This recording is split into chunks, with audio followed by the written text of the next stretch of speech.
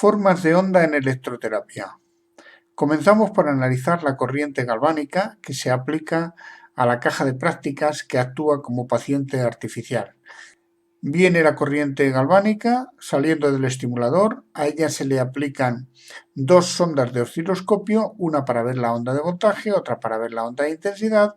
Tenemos ahí preparada una calculadora y vamos a empezar los exámenes. Pero en este caso la caja de prácticas solamente opone resistencia óhmica pura. Aquí tenemos la corriente galvánica de tal manera que la línea de arriba es la línea de voltaje y la línea de abajo es la línea de intensidad, aunque el osciloscopio siempre mide voltaje. En este caso el voltaje está midiendo el voltaje real que está saliendo, dependiendo de la resistencia, solamente resistencia óhmica pura, que es la que se encuentra en la caja de prácticas. Aquí tenemos una resistencia de paso de alrededor de unos 10 ohmios, que al medir la diferencia de potencial a ambos extremos de la resistencia, ha convertido esa diferencia de potencial en un valor equivalente a lo de la intensidad. ¿Cómo podemos hallarla?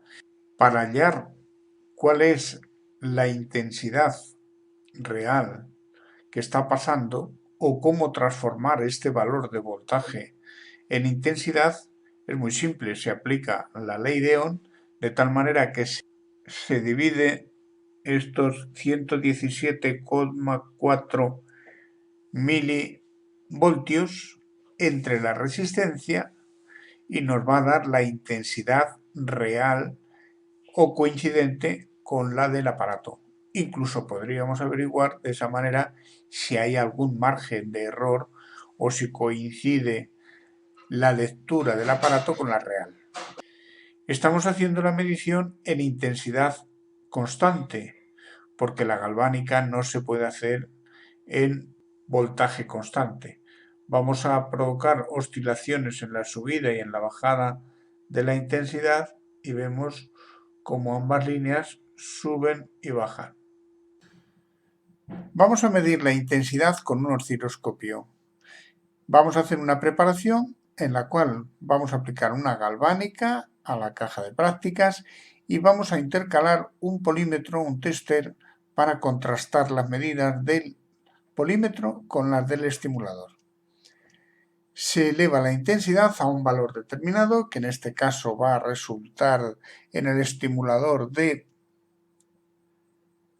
12,9 miliamperios, y el polímetro nos va a dar un valor un poquito diferente. ¿Por qué? Porque se intercala y se suma a la resistencia de medida el polímetro, que tiene su propia resistencia, unas décimas de ohmio, y eso va a influir en que no coincidan. Vamos al osciloscopio y leemos la línea inferior, que es la de intensidad, y dice que tenemos un 100,41,2 milivoltios. Partido 13,97 igual nos dice que tenemos una resistencia de 10,1 ohmios. Entonces 141,2 milivoltios partido 10 ohmios nos da los 14,12 miliamperios, muy próximo a lo leído en el polímetro. Así pues, si la resistencia es de 10 ohmios, la intensidad coincide con el valor leído en voltios en el osciloscopio, pero dividido entre 10.